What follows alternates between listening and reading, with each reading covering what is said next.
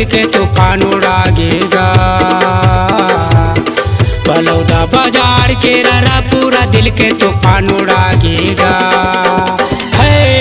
अमर गुफा के बघवा ढीला गे दीदी भागा जंगल ले आगेगा। अमर गुफा के बघवा ढीला गे बहनी भागा जंगल ले आगे ओ।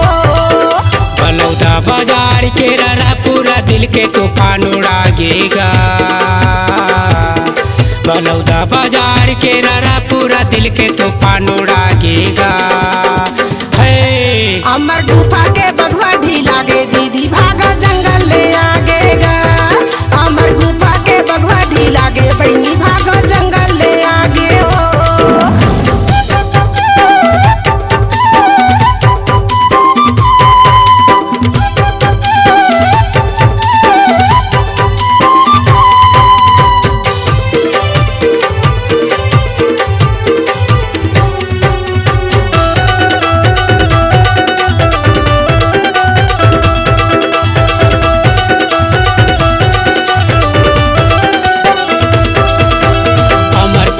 के सबके निशानी का तुम्हार गा बिगाड़े हो, का तुम्हार गा बिगाड़े हो। गिरतपुरी के जोड़ा जखम न काबर तुम उखड़े होगा, काबर तुम उखड़े।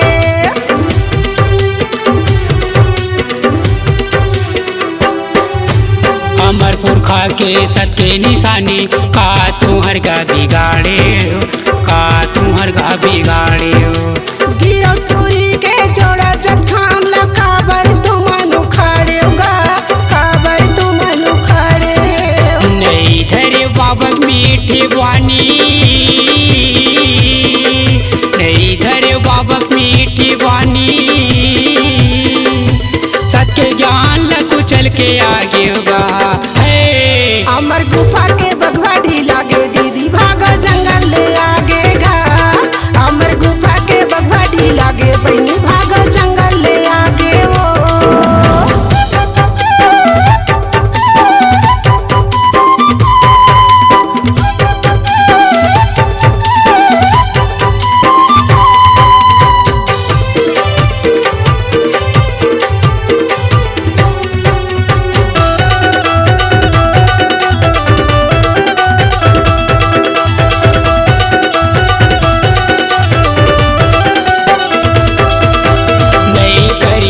झगड़ा लड़ाई नहीं करे हमारी इंसाफ ला, नहीं करे हमारी इंसाफ ला। तुम्हारी हाथ में कोर्ट कचहरी धरे हवा सबके हाथ ला, धरे हवा सबके हाथ ला।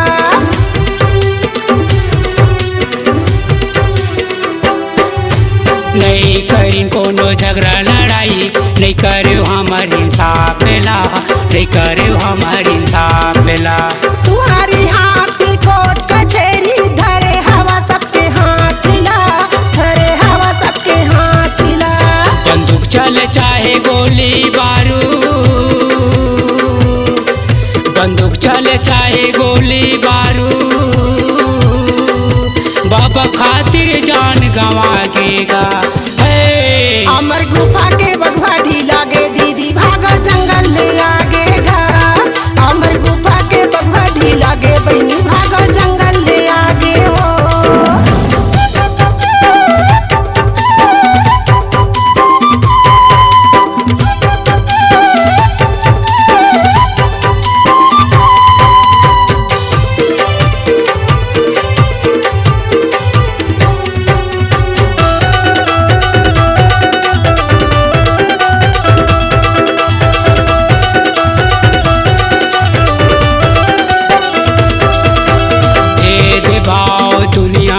के काबर मन मा पापे, काबर मन मा पापे।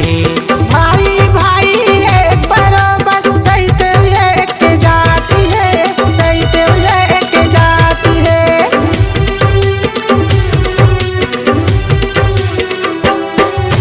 भेद भाव दुनिया भर के काबर मन मा पापे, काबर मन मा पापे। भाई भाई एक बराबर रहती एक जाति है, रहती एक जाति है। लिखे बाबा कहानी,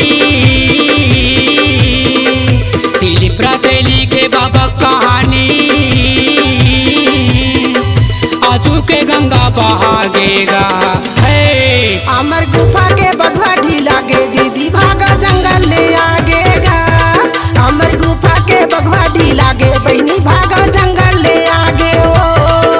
बलौदा बाजार के ररा पूरा दिल के तूफान उड़ागेगा। बलौदा बाजार के ररा पूरा दिल के तूफान उड़ागेगा। हे अमर गुफा के बगवा ढीला गे दीदी भागा जंगल ले आगेगा। अमर गुफा के बगवा ढीला गे बहनी भागा जंगल ले आगे ओ।